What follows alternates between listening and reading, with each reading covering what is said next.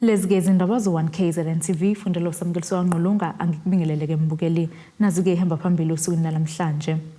Kutholakale Owesilisa Ebulewe Ethekwini kubungazwe eyezokuvakasha kwaSomopho kanti-ke Ziyayishuka Imbodla ku-ABC. Engebheke emphakathini wasekhulula kuWard 11 eNewlands East Ethekwini kulandela ukutholakala kwesidumbu sowesilisa semusha namuhla ekuseni. Uhappy Mkhizo lilungu lomphakathi uthi-ke bazizwa bengaphephile njengoba-ke izigameko ezifuzelezi seziphenduke insakavukela kule ndawo kuxwayisa kombukelo ozwelayo ngemfanekiso ezovela. Zilokhu ziqhubeke njalo izigameko zokubulawa kwabantu eThekwini ngemuva kosuku olulodwa iziko lezindaba libike ngokutholakala kwesidumbu sowesifazane eMlazi. Namuhla umphakathi wasekhulula eNewlands East kuyo le ndawo uvukeke ngesidumbu sowesilisa sidindilizile. Lo mphakathi utshele iziko lezindaba ukuthi-ke usuphila ngokusaba ngenxa yokwanda kwezigameko ezifuzelezi khona lapha. Sivuke ekuseni lana ezomphakathi sizobuka lo muntu lo sathola ukuthi asimazi and useshonile futhi and asisekho safety for ukuthi singakhululeka nisisehlala esitobhini kumani sesiyasaba ngisho ukwehlala etobhini ngoba ziningi izinto ezenzekalayo. Ensukwini njengoba kwenzeke lokhu ufikile omunye oshawe la nabo shuthi bezomlahla la kwatholakala ukuthi kunabantu ababonayo bamthatha bamlayisha ebhuthini bahamba naye. Shuthi nje into ehlezi yenzeka le njengoba sasikhalile nasekuqaleni. Nemoto lokhu nemoto iQuantum ebelizostrishwa la. Ngokuthola kweziko lezindaba lona-ke wesilisa ulethwe imoto engaziwa eshawa yaphinde-ke yahamba naye ngemuva kwemzuzu iphinde yabuya le moto nalapho-ke ibisizolaxaza isidumbu sakhe. Bude buduze naso kutholakala-ke amagobolondo ezinhlamvu. Into eyenza ukuthi le ndawo ibe yitarget ihlathi lelo libonayo. Njengoba kunehlathi lana bona sebethola indawo yokwenzela icrime khona. Sebethola indawo yokudampa idumbu khona. Bathola indawo yokudlwengulela abantu, yokudlwengulela izingane, yokubamba inkunzi. Ngithi yabo. And amaphoyisa awafika ngala amaphoyisa ngisho ngawafonela manje ayifikela ngesawo isikhathi. Iphoyisa nje mina ngokwami amaphoyisa ngingasho ukuthi kuzomela ukuthi singathembele kona. Iziko lezindaba like labika kabanzi phambilini ngalo mphakathi obusunqumeke ukugximeka izindlu kulo naleli hlathi njengoba-ke ukholelwa ukuthi lokhu kuzonqanda lezi zenzo zobugebengu kanti futhi bathi-ke ngokwemap kamasipala vele kufanele ngabe kunezindlu ezakhiwe. Ikhansela liveze ukuthi selihambe kwaguga isicathulo lizama ukutholela lo mphakathi ezokuphepha. My ward is an ward that's got high overgrown bushes, and it seems to be an opportunity where criminals even know where to put or where to conduct certain activities of crime in order for members of the community not to see. So, as I said earlier on, I have already reported the street lights not working. I salute our station commander who's been on the ground, working closely with myself, trying to see how we can try and bring the crime down in the area. These are one of the station commanders that I can say works very hard. But the problem is it always comes down to finance, it always comes to budgets, it always comes to lack of resources. Amaphoyisa asiqinisekisile isigameko. Police in Newlands East have opened a case of murder for investigation after a body of a man who is yet to be identified was found lying next to a road at Homedale Place on Friday. Circumstances around the murder have not been established as yet, and the police are already on the ground searching for the suspects. Ezindabeni ze1KZNTV kube kuntombi khona mvubu ngiseThekwini. Njengoba kuqhubeka ukubungazwa kwenyanga ezokuvakasha okungumandulo indawo yasemacekane-ke ngasempangeni eyaziwa ngeSomopho Hills ibe yingxenye-ke yezindawo umnyango wezokuvakasha KwaZulu-Natal ohambele kuzo ukuzobungaza-ke le nyanga. Le ndawo-ke eyasungulwa nguLindane Mthembu ingenye-ke yezindawo zokungcebeleka ezihamba phambili nebambe elikhulu kwiqhaza ekuthuthukiseni nomnotho wasemhlathuze. Indawo yezokungcebeleka esemacekane endaweni yesizwe sakwaSomopho ebizwa-ke ngeSomopho Hills isibeke ngenye yezindawo ezidonsa amehlo abantu abaningi kwezokuvakasha. Kanti-ke namuhla umnyango wezokuthuthukiswa komnotho ezokuvakasha kanye nezemvelo KwaZulu-Natal ubungazeke inyanga ezokuvakasha kuyona le ndawo lapho kunikele khona ngezithuthuthu zokuqala intaba eziyishumi. Undaba ezinhle Sibiya ukhulumela lo mnyango uthi-ke inhloso yokuxhasa le ndawo kungoba ukuthuthukiswa kwamabhizinisi asemakhaya yikhona umnyango okubeke eqhulweni. Nenjongo intshisekelo ukuthi lesi sibalo lesi sabasebenzi bala senyuke, ingakho nje ungqongqosho Siboniso Duma egcizelela ukuthi ke iminyango yonke ama entity angaphansi kumnyango awuholayo okufana no Trade Investment KwaZulu-Natal okufana nabo KZN Growth Fund ukuthi bakwazi ukuthi basondele entsheni, basondele emphakathini ehlukahlukene efisa ukuthi ivule amabhizinisi, ingene kwezokuhweba, ingene kwezimboni ehlukahlukene, ikakhulukazi lezo zokuvakasha. Indawo zasemakhaya ke ungqongqosho Siboniso Duma uyibeka phambili ngoba uthi zinothile ngomlando, kanti futhi imvelo iyona kahle kahle ivakasha eqhamuka phesheya nasemadolobheni ezithandayo. Umsunguli walendawo uLungane Mthembu uthi ulithakasele kakhulu lolu xhaso, nakholelwa ukuthi ke luzokwandisa amathuba omsebenzi. Ukuxhaswa kwethu namuhla umnyango wezokuthuthukiswa kwezomnotho KwaZulu-Natal kuzothuthukisa kakhulu umsebenzi esiwenzayo ngoba kusho ukuthi uzokwenzeka kalula, sokwazi ukuqeda nabantu esibaqashile ngoba kwamanje saqasha abantu abawu15, kusho ukuthi ngoba sesine fleet entsha eningi ngalolu hlobo sesizokwazi ke njengamanje ukuthi siqede abanye abantu abama quad operator nama hiking guides ukuthi sibambisane kwenzeni lo msebenzi wokujabulisa abantu ngezokuvakasha. Inkosi yesizwe sakwaSomopho inkosi uMinenhle Mthembu uthi ke lokhu ukubona kuzohamba ibanga elide ekuthuthukiseni le ndawo. Akusiyena umbani ongasukela ihlathi nezintaba njengoba sibona njengoba dechaza enkulumeni yakhe waqala bebathathu beliqala ngocelemba okusho khona ukuthi kwakunephupho elingale kwakhe kuyintokozo kumina. Ngiyajabula, ngiyacabanga ukuthi nabakithi amathonga awakudala akaphila ayajabula lapha khona nje namhlanje mekuthi kukhona intuthuko ezayo ezweni sayo. Okujabulisa kakhulu nokungithokisa kakhulu ke ngiyathemba ukuthi akugcina ukuthokozisa mina ngedwa, ngithokisa wonke umuntu okhona. Le ndawo yakho uLungane iyakwazi ukuthi iqasha abantu abasebasha. Ezindabeni ze1KZNTV kube komqondisi Myeni ngesemacekane empangeni. Uhlalo ABC uBhungugwala uthi ke ngokwakhe wazi ukuthi ke uyena umholi weqembu khona ngoba ke ongumengameli bamxosha kulandela ukuhluleka ukuzochaza ngensolo ayibhekene nazo. Lokhu kulandela ukuthi namuhla uGwala bekumele ke avele phambi kwekomiti leqembu ezophendula ngamacala abekwe wona okubala phakathi ke ukuhluleka ukusiphatha.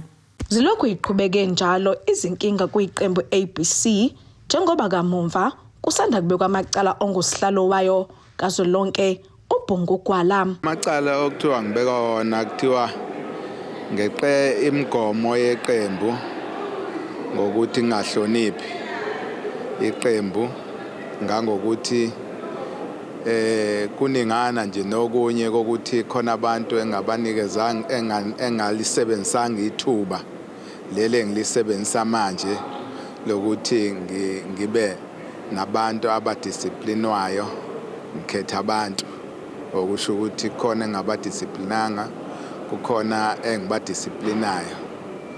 So ke kusho ukuthi kufanele ngizovelela lokho ekomidini lokuqondisa igwegwe. Nokho ke ngazi ukuthi liphi leli komiti lokuqondisa igwegwe ngoba ngokwami nangokwe ABC nje akekho umuntu ongase ethubiza mina ezoqondisa igwegwe njengamanje after abantu ababaholi bangasekho eqembini kuyimina ngedwa nje. uGwala namuhla bekumela vele ngaphambi kwekomiti lokuqondisa izigwegwe kodwa wathi ngeke alibhade ngoba kabazi laba abazibiza ngekomiti. Ngoba ngokwami kwazi kwa ABC i-National Disciplinary Committee ikhethwa ngoba kukhona icase ngaleso sikhathi mhlambe esetsheni umuntu ukuthi unama allegation athize ebese khethwa ku-disciplinary committee ebese idila nalawo macala. Ngaleso sikhathi esho ummeli wabo ethi uyena osihlalo we-disciplinary committee angikwazi amacala ukuthi kwakwakabani ngaleso sikhathi, kodwa njengamanje umfundo uthi uyena futhi angazi phakathi kwabo ukuthi uyena mupho osihlalo we-National Disciplinary Committee. Ngesonto ledlule kumhlangano weqembu bubanje leGreytown kwaba nezinqumo zokuxoshwa kwamanye amalungu ngamakhansela aphucwa nobulungu. uGwala uthi kuyena njengosihlalo into eyenzeka kulowa mhlangano ifana nengekho emthethweni. Angisho nje ukuthi ngayithola incwadi eyayisho ukuthi khona iNGC eGreytown. Mhlambe futhi amanye amalungu ayithola. Kodwa yayingasho ukuthi kukuphi nendawo ivenue exactly. Yayithi nje kuse Midlands. Igcina lapho. Ngicabanga ukuthi abantu abaningi bazilokho nje ukuthi kwakuthiwa kuse Midlands. iMidlands ke masikhuluma ngayo kusukela ko Greytown kuze kuyoshaya koMnambithi kuseyiyo. So angikhumbuli ukuthi umuntu wezohamba nje afuna ukuthi kungaphhi la kukhona lento nanokuthi ke ibizo ubani exactly. Nayo leyo nto isho ukuthi kukhona abantu abaxoshwa babalwa benziswa zonke lezo zinto. Angazi ukuthi mhlambe i-decision yayiqhamuka kubani ngoba kwenze njani ngoba mina ngokwami kwayona yonke leyo nto yayingeke emthethweni.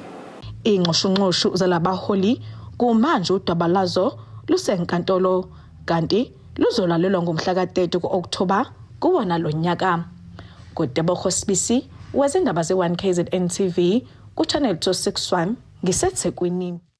Umnyango wezemisebenzi kuleli ubambeke ingqungquthela ezinsuku ezimbili okuhlose ngayo ukuhlomisa labo abangasebenzi ngolwazi ke kanye namathuba okuba ke baqashwe kanye nokukhulumisana nabaqashi ngenhloso ukutholakala kabanzi kabakudingayo kulabo abafuna imisebenzi. Lolu hlelo okuhlose ngalo ukulwisana nesihlave esihlaselela kuleli sokwantuleka kwamathuba emisebenzi kanye nokuzama ukunqanda ukuqashwa kwabokufika nokugcina ke ukunciphisa amathuba ezakhamuzi zakuleli. Le ngqungquthela ke ibanjele eThekwini.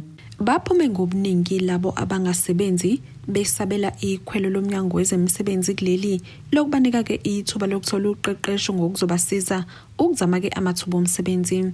Owesifazane osemusha obeyingxenye yalolu hlelo uthi ke nakuba izinhlelo ezifuze lezi zilusizo kakhulu babona ke uhulumeni engenza kangcono kakhulu uma ke engaguqula uhlelo asebenza ngalo emkhakheni yahlukene. Ngine engineering and related design, fitting and turning to be specific, and ngenzele i-trade test yami. I've just completed i-trade test yami, completed AMCD, completed ngo-June 2023.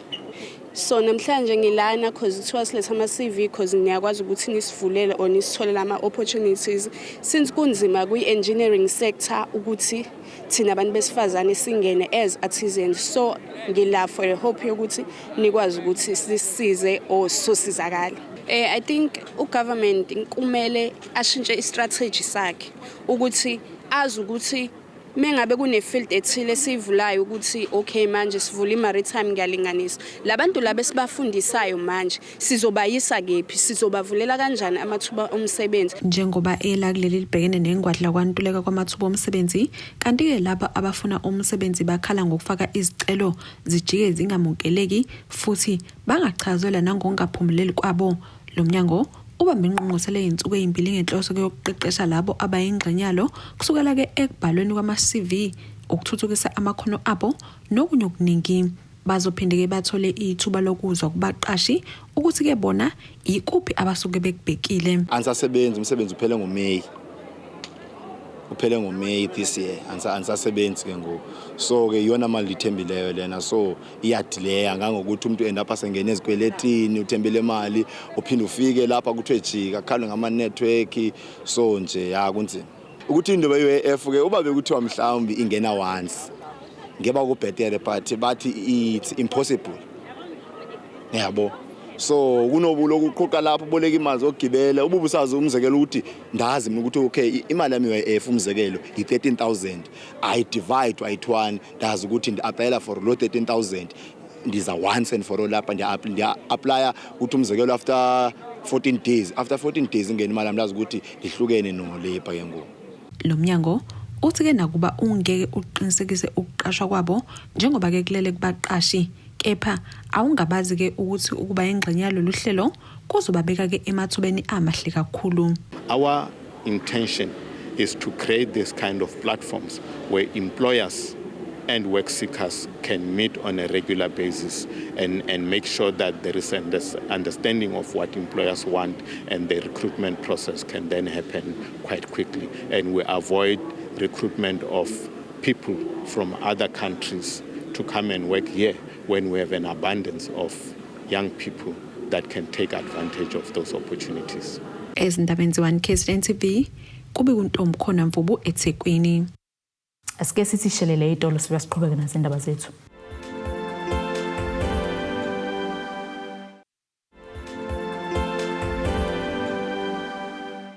Asikwamukele mbukeli usabukele zona indaba Z1KZNTV nazi ke sithi zona ehamba phambili. Kutholakale Owesilisa Ebulewe Ethekwini kubungazwe eyezokuvakasha kwaSomopho kanti ke Ziyayishuka Imbodla ku ABC. Uhlala kwekomiti lezokuhlaliswa kwabantu eThekwini uThemba Mvubu uthi ke usecela ukuthi ke kwenziwe uphenyo lwezimele kulandela ke imbiko ethi ke akuphephile ukusetshenziswa kwamabhisha amahlanu kodwa ke umasipala ube uthi ke kuphephile. Lokhu kulandeleka imbiko yavezwa Action SA yokuthi ke kunamabhisha okungamela asetshenziswe ngoba ke engcolile. Lusayenzuka ikeyi udaba longaphephi kwamabhisha seThekwini njengoba amaqembu aphikisayo athi umasipala ukhuluma amampunge uma ethi ahlanzekile futhi akulungele ukuthi angabhukuta. Lama resources thina siwathole ku-whistleblower engaphakathi elaboratory umkhandlu othi ilaboratory kamasipala ithole ukuthi amabhishi akulungele ukubhukudwa kuona ngoba asekulungele aclean ngamanye amazwi kodwa lo ngaphakathi wasinikeza i-evidence yokuthi cha akunjalo ingakho sithe kumasipala cha withdraw the statement isishoyo ukuthi amabhishi akulungele lungisanqaza ndaqala ngangena amanzi olwandle kuthe umasipala sasiphikisa ngalokho ke sathokoza ukuthi ne-independent body i-DUT bakwazile ukuzenzela aba ama-test same beaches umasipala othi uclean be-independent abangene epolitiki bakwazi ukuprove lamanzi ngempela ngcolile equality so high ukusho phela umkhandlu uredless noma sinje ubudede kakhulu ukuthi uthi abantu ababhukuda olwandle ekubeni bazi ulwandle alukulungela ukubhukuda ngoba ongosihlalo wekomiti lokuhlaliswa kwabantu kulo masipala uthi usecela ukuthi kwenziwe uphenyo ngabacwaningi abazimele kulamabhishi lawa abasikhombise wona ukuthi ane equality level engaphezulu kwale yamkelekile amabhishi amathathu mangabe ngaphosisi angabhukudwa ngisho ukubhukudwa kona because as you know amabhishi sinawo 43 la eThekwini kodwa kulowo mabhishi 43 khona amabhishi engabhukudwa kona out of lawo mabhishi lawo 23 kuyiwona esibhukuda kona abantu abangabe bevakashile babhukude ku akhombisile ukuthi ama level equality abelow le akule simo lesi esamkelekile so kulama reports kavela ukuthi khona abahambi baphinde bakwenza ucwaningo ngendlela yabeseceleni base beyabuya bazosama level angaphezulu into engiyishilo ku department ukuthi okungcono abavumelani ukuthi bahambe kanye bayothatha amasampuli bahambe nabo bozenzela amasampuli laboratory yabo nathi sizenzele eso ngoba lama sampuli esisikhuluma ngawo icompany internal senso masipala so ke yila sokwazi khona ukuestablish ukuthi ibaphe abantu abasinikeza ukaccurate itheku kumanje nenkinga yenqalazinda yendle neyamanzi okusolakala ukuthi kunomthelele engcoleni kwamanye amabhishi. I'm very impatient about some processes because one of the things engipick up ever since we decided ukuthi sizoparticipate ku government ngeqembu le-EFF ukuthi kunama process amade. Kunama process amade when you speak to ama procurement processes. Uthola ukuthi budget sikhona. Kodwa uma ngabe kufanele ku-appointwe kutholakala ama-signature of certain people that must approve ama-reports, it takes long. And I've explained the frustration yami, but I was happy to say ngikhuluma naye ngitshela ukuthi they have tried to come up with ama-mechanism whereby uma ngabe kuukuthi umuntu akakwazi ukuthi ayisayine i-reports ilethwe kuye physical sebe decide ukuthi baqhamuke nohlelo la bezokwazi khona ukuthi babe nama-online signatures ukuze kwazi ukuthi izinto zisheshe. Ngotebogo Sibisi wezindaba ze1KZNTV kuchannel 261 ngiseThekwini. Izinhlaka ezahlukene ngaphansi kwesifundo iZululand kanye nabafundi abenza ke isifundo ngegciwane lesandulela ngculaza babambeke imashi nokuthula ebibhekise kumasipala iDumbe kanye nabekwezomthetho. Le mashi ke ibihlelelwe ukunxusa ke usizo lezinhlaka njengoba ke kusaqhubeka ukwanda kokuhlukunyezwa kwabantwana kanye nabantu besifazane. Ilunga le-Civic Society eDumbe nongumsunguli wohlelo luhle uThobile Hlatshwayo ube ukuthi kusaqhubeka ukwanda kokulinyazwa nokubulawa kwabantu besifazane kule ndawo. Home based care HIV and AIDS counseling i-short course bese siyaba award abantwana sibanikeza i-certificate okushuthi namhlanje kuhlanganisile ke namhlanje awarding ceremony sibese sesiba ne-short march esuka khona la endaweni yethu eCosta umlayezo wethu besiwushiya kwamasipala phinde siwushiya epolice station siwushiya naserank umlayezo wethu about iGBV Indawo yethu yaseDumbe ibulawa kakhulu, abantu besifazane bayabulawa, abantwana bayareshwa, nje kuningi bayalahleka, abanye bagcine bangakatholakali. Ngikhuluma nje kunengane nayo eyalahleka eno 3 years namanje ayikatholakali. Uqhube ngokuthi lokho bakwenzela ukunxusa usizo ezinhlakeni ezahlukene ukuze bevikeleke. Yethu-ke yanamhlanje besenzela ukuthi sikwazi ukushiya umlayezo njengabantu besifazane ukuthi siyacela ukuvikeleka emphakathini singabantu besifazane. Kwamasipala inhloso yethu bekuyikho ukuthi siyacela ukuthi umasipala akayithathele inyathelo nayo le ndaba okubulawa kwabantu emphakathini. Police station bekunokuthi siyacela ukuthi basilekelele because noma sihamba la edolobheni asisaphephile. Ujika khona to khona utshwala ugwayi bayaphuza awusakhona ukudlula uzizwe ukuthi cha umzimba uyakushiya manje uhamba kubantu abarong. Siyafisa ukuthi ingalo yomthetho ingenelele ibophe negilamkhuba ngoba kusiphatha abhlungu ukuthi afike umuntu abanjwe ngabo 4 ngabo 6 sosekhaya. So yajangaza futhi emphakathini. Kanti omunye wabafundi uSiphesihle Mpungose ubeseveza ukuthi ukufunda ngaphansi kohlelo oluhle kuyabakhuthaza njengabantwana abancane. Nje ukuthi la ngifuna la mina ngi-student sasehlelo okuhle. So besifunda khona yonke into yakhona behamba kahle. Engingakusho ngomphakathi sihlelisene kahle yonke into right ukuthi ngoba izinto eziningi ezenziwa besilisa azikho zinhle kubantu besifazane. Abanye banencindezi ukuthi bayashaywa abakwazi ukukhuluma ngokuthi vele mhlawumbe umuntu ahlala nguye umondlayo. So mina ngokwami nanokujoyina kuhlelo lokuhle ngibona kuyinto engivuselelile ngoba ngiyengizwe njengamanje ngisengakwazi ukuthi ngabe ngifuna umsebenzi better than ukuthi ngidepende kumuntu wesilisa. And okunye futhi uma ngabe ufunda hlelo ukuthi awugcini ngokufunda nje kuphela ukuthi uyilo ufunda kuphela kunezinye izinto njengami bengazazi sengiyazazi ukuthi even though uthandana nomuntu onengculaza nawe ungenayo ungakwazi ukuthi uvikeleke ukusebenzisa amaphilisi. So engingakusho ngigqugquzelo entsheni especially abantu abanabantwana sokuthi umuntu asiqeda ngesikole and akana matric. Ngingasho ukuthi akavuka umuntu akamayithathe shem ahamba esikoleni azama ukwenza update abuye enza ama securities nabohlelo kuhle ikhona and yasizile kakhulu. Thobeka Dladla ezindabeni ze1KZNTV ngisedumbe. Abephume ngobuningi bawo kamalungu omphakathi ukuzovalisa uthishanhloko wesikole samabanga aphansi isabokwe esiseBukhanana nosesatha-ke umhlala phansi umphikelelo Ndlovu na63 ubudala uthi-ke ukusebenzisana ngokubambisana nokungachimi nabanye othisha kanjalo nokungafihli mayelana nokusetshenziswa kwezimali zesikole yikhona kokumenze wasebenza waba nempumelelo iminyaka engama37 kulesi sikole. Uvaleliswe ngendlela eyehlukile uthishanhloko wesikole samabanga aphansi sabokwe eseBukhanana enyakatho nesifundazwe KwaZulu-Natal nosethatha umhlala phansi emva kweminyaka engama37 esebenza kulesikole. Lo thisha uthi ukusebenza ngokubambisana enye izinto emsize kakhulu ekutheni akwazi ukuphatha lesi sikole ngempumelelo. Umphikeleli Ndlovu uthi ukusebenzisa imali yesikole ngendlela nokungachemi nabanye othisha yikhona okubalekile. Itefunekayo mfowethu iqiniso ne-leadership decisive.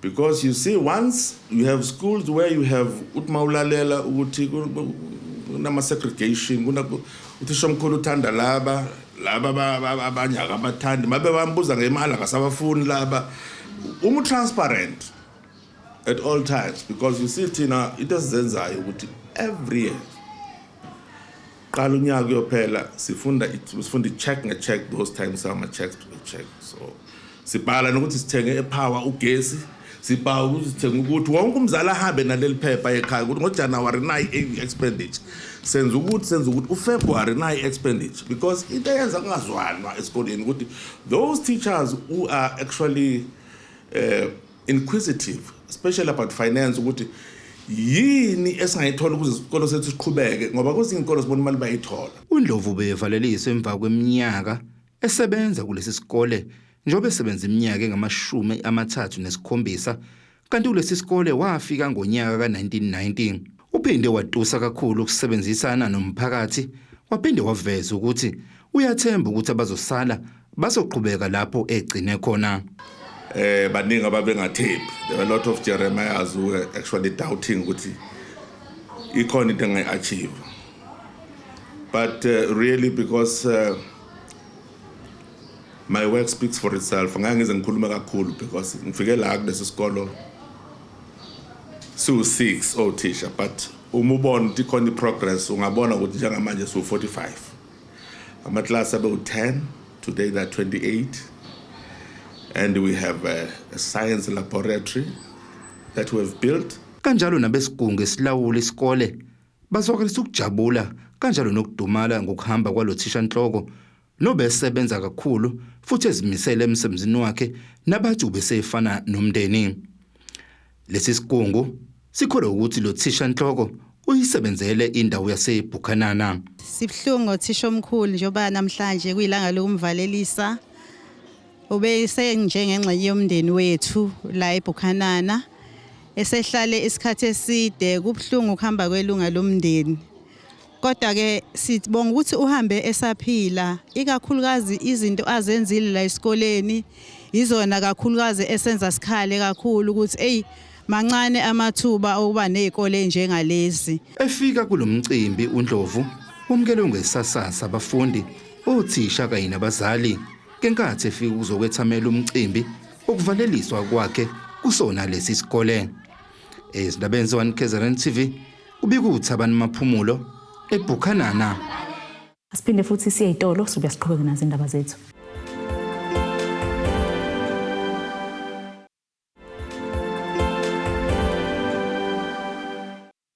Asiphinde-ke sikwamukele mbukeli usabukele zona indaba ze1KZNTV nazi kuyobe kuyizona ezihamba phambili. Kutholakale Owesilisa Ebulewe Ethekwini kubungazwe eyezokuvakasha kwaSomopho kanti-ke Ziyayishuka Imbodla ku-ABC.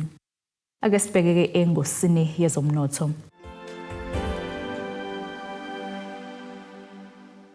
Irandi lakuleli lu-18.90 maqhathaniswa nedola laseMelika libu-23.13 maqhathaniswa nopondo waseBrithani libu-20.01 maqhathaniswa ne-euro lase-Europe. Igolide lona $1,868.37 i-ounce wolongahluziwe wona $95.38 umphongolo. Ake sibheke-ke engosini yezemidlalo.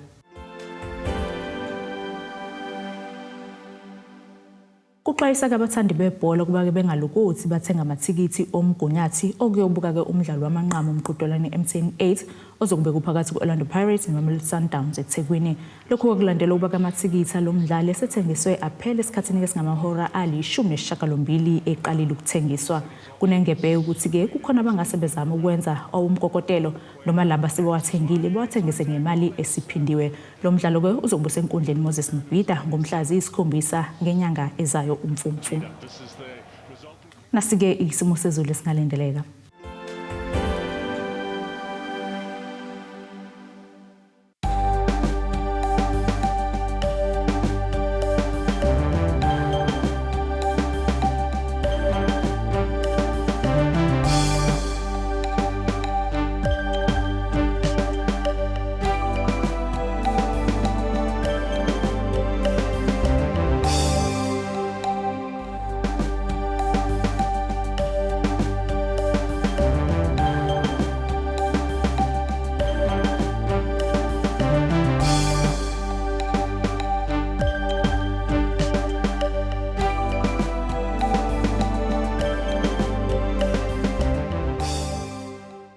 Bukeleke siyagoqa bese kuphathelwe zona usuku namhlanje nalaba sihlangane kusasa futhi ngazi isikhathi esifanayo impela sonto emnandi.